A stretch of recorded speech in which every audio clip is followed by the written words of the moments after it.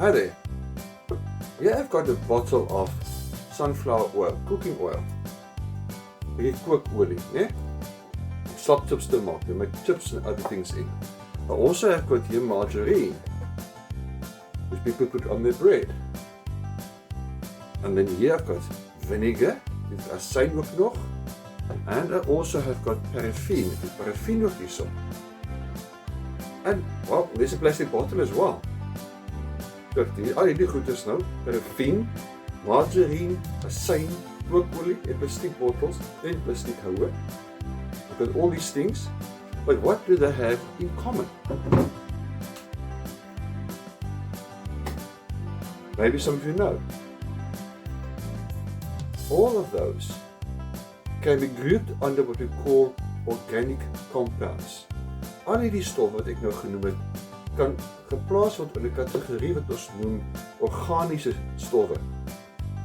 Now, what is organic chemistry? Wat is organiese stowwe en wat is organiese chemie?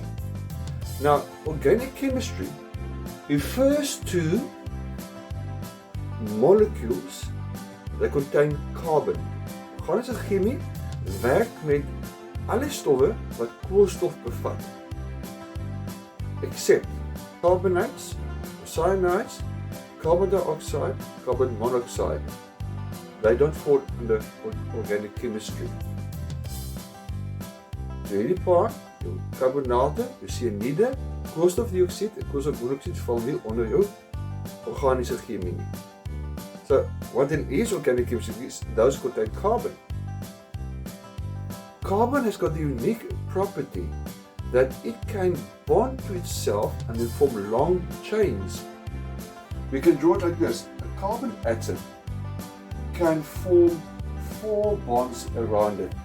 'n Koolstofatoom kan 4 bindings om dit vorm, of met ander goed bind, 4 plekke. It bond to at least 4 places, which means it can bond to another carbon as well. Which means it can bond to another carbon as well.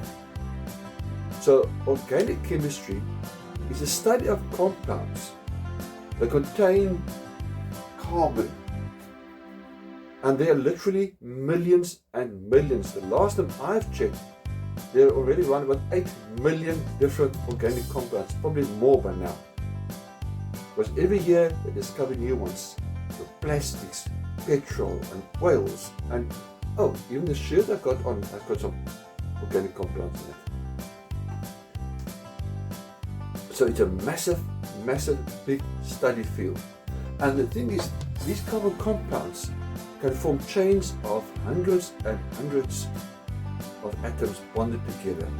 Kan baie lang kettinge veroorsaak. Proteins too. Daar's die proteïene. So it's a massive field. It can also form structures that look like this.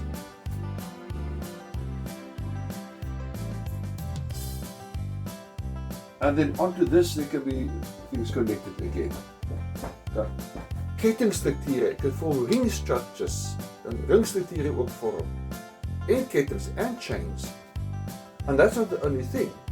You can also find that sometimes between 2 carbons there can be what you call a double bond. Or you might even have between 2 carbons, you might end up with a triple bond. Tussen koolstofatome kan jy dubbel bindings kry en selfs triple bindings kry. And the thing is, by changing one atom to this molecule, you have a new molecule. Die een atoom te verander, het jy 'n nuwe molecule. I'll quickly use this example here. If there was a hydrogen there, a hydrogen, a hydrogen, a hydrogen, another one there, another one there, another one there, and another one there, this molecule here has got 3 carbon atoms with all the hydrogens around. That will be called propane. Afrikaans word dit propaan genoem. Okay?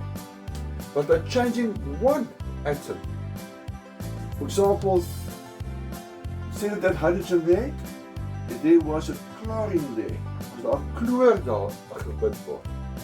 Suddenly I have a new molecule with new properties. Dit is 'n nuwe molekule met nuwe eienskappe. Now this will be called one chloropropane.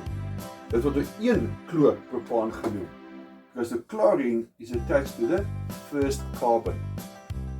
But that is a whole new lesson on its own. Hier is net 'n inleiding om te sê wat is organiese chemie. Organiese chemie is die studie van stowwe wat uit koolstof bestaan. Organic chemistry is a study of compounds that consist of carbon atoms. And carbon has the unique ability to form long chains like that. There are one or two others on the periodic table that can also form chains, but carbon forms the most possibilities for us. And all life forms that we know of consist of molecules that contain carbon atoms. Thank you for watching.